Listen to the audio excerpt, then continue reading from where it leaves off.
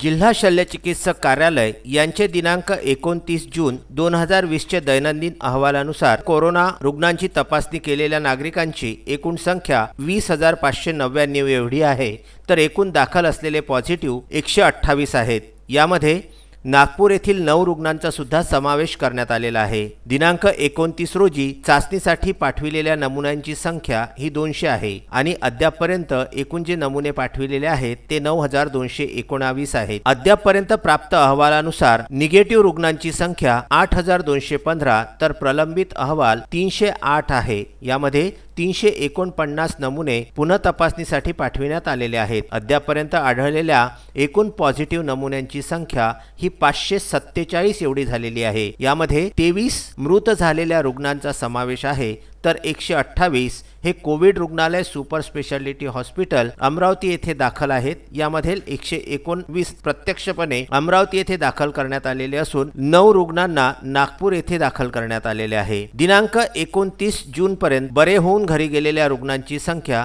ही 396 आहे आणि आतापर्यंत अमरावती जिल्ह्यामध्ये संपूर्ण कोरोना पॉझिटिव्ह रुग्णांची संख्या जिल्हा शल्यचिकित्सक कार्यालय अमरावती आणि जिल्हा माहिती कार्यालय अमरावती यांच्यानुसार 547 एवढी झालेली आहे। Vidarbha news bureau, Amravati.